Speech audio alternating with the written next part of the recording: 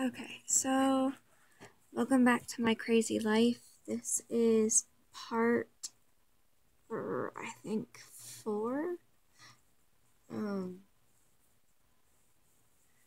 Anyways, I haven't recorded in a long while.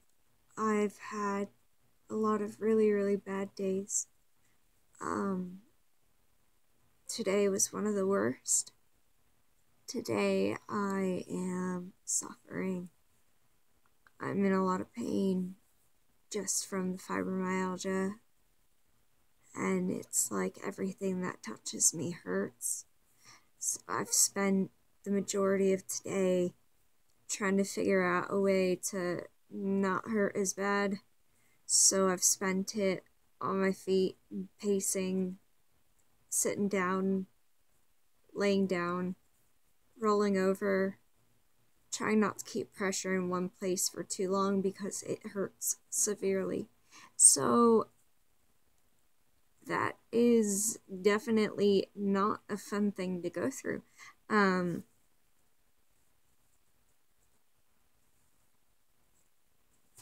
Let's talk about PCOS.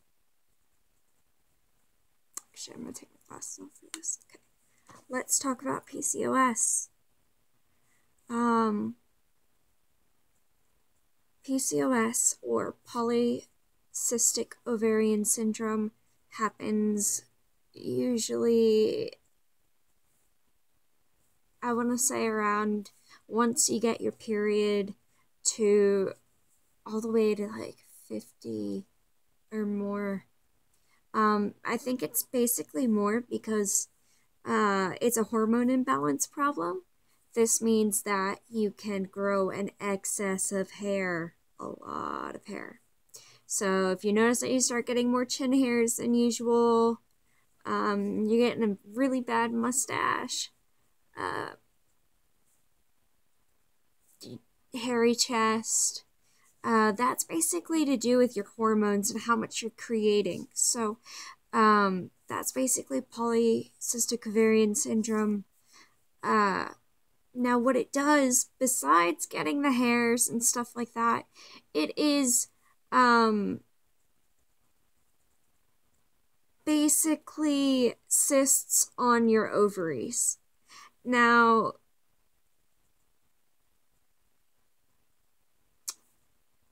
usually the cysts are small. Usually they pop on their own. Usually there is no problem and people don't even realize that they get cysts. But you get those few. And it's severely painful. Who get cysts that just keep growing and won't pop. And because they won't pop, they'll just keep growing. When I was 15, I think I was 15. Yeah, when I was 15, I was found on the floor by either my brother or my mother. I can't remember which right now. I'm having bad memory problems today. Anyways, having been found on the floor, I was covered in a cold sweat, worse than you could ever imagine. My stomach felt like somebody was jabbing a sharp knife through it constantly, and then it was this radiating pain like this. So it basically jellyfished out, like up, down, and side to side. And I remember the first thing my mom asked me was, "Are you pregnant?" And I remember saying, "No, Mom, I'm not. I swear I'm not." And when they rushed me to the hospital,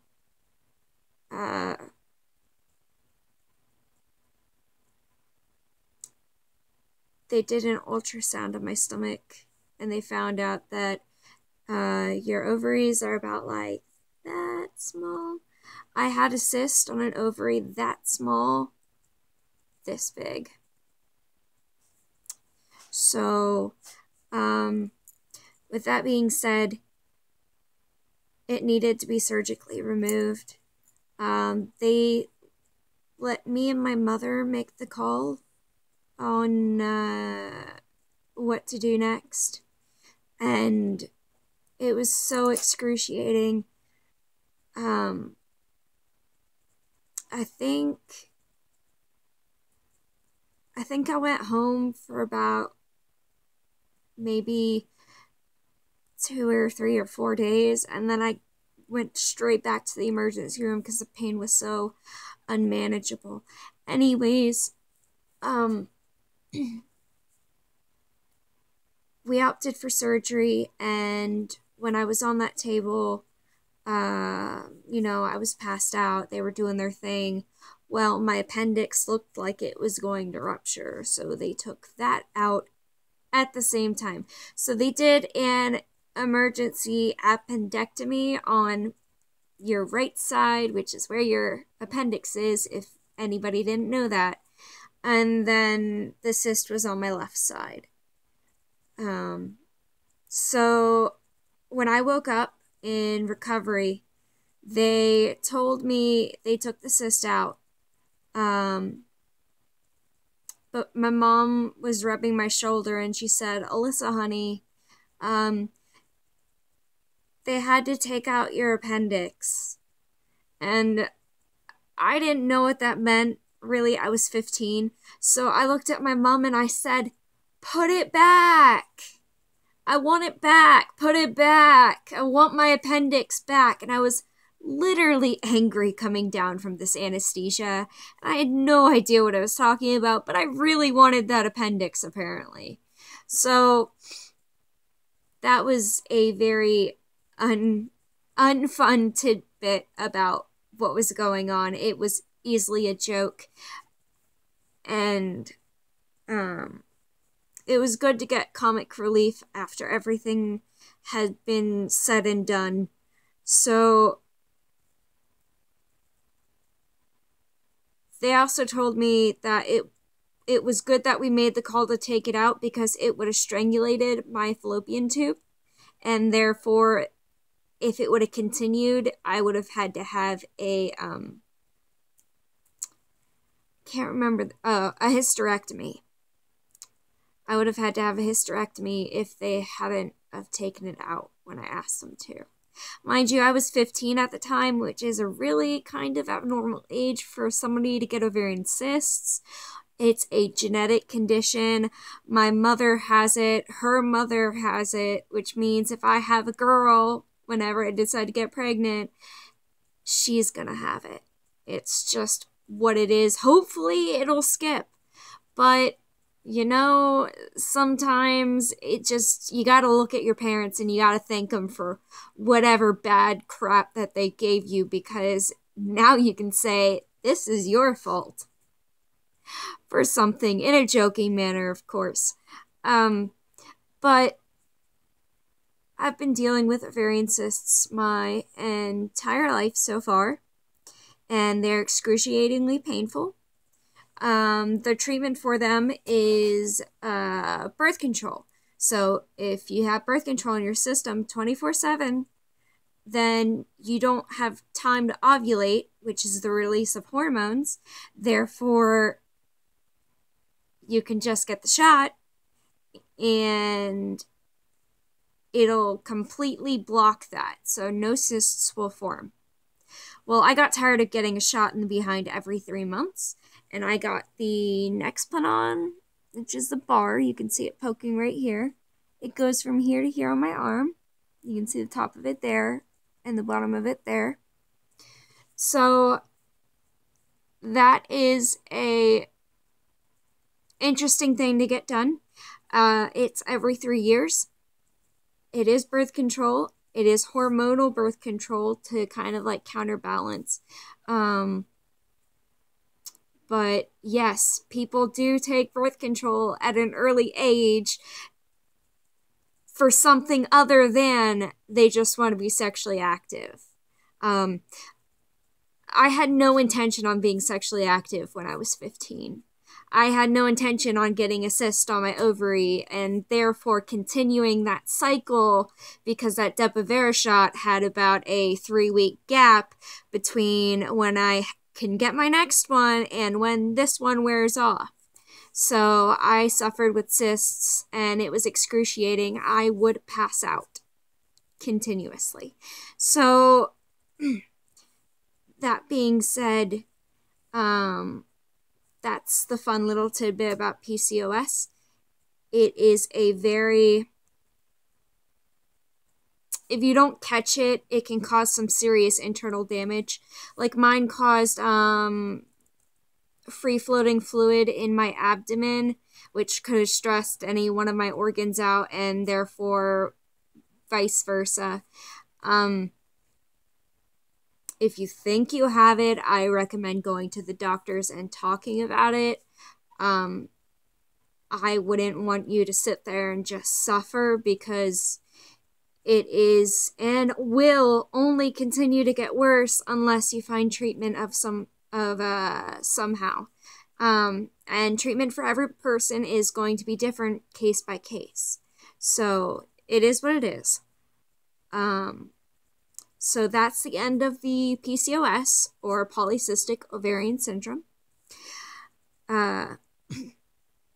Like I said, today's been a bad day for me, probably one of the worst. I've been in the most pain. Nothing has helped. I tried a hot bath. That made everything worse for fibromyalgia. So then I came back into my room. I opened up my window so it could chill out and maybe help my skin a little bit. It's nothing's helping. I'm in a lot of pain, so it is what it is. And I wanted to give you guys the update and another episode because these are very important topics to talk about. They don't really get talked about that often. So I hope you guys are now well informed. All the viewers are well informed now about PCOS and the damage that it can cause. It can mean that you can't get pregnant. It can mean that you can get pregnant, but you'll never carry the baby to full term, therefore miscarriaging. It can put both you and the baby's life in danger. It's just case by case. So it's a rough and bumpy road, but there are PCOS people out there, and they're surviving and getting along just fine. So I would say if you have it, just talk to somebody else and basically just talk it out, talk your feelings out, talk how much it affects you, talk why it affects you, things that you notice that makes it worse or better. Every person is different. Every case is different. No two cases are going to be exactly alike. So, I'll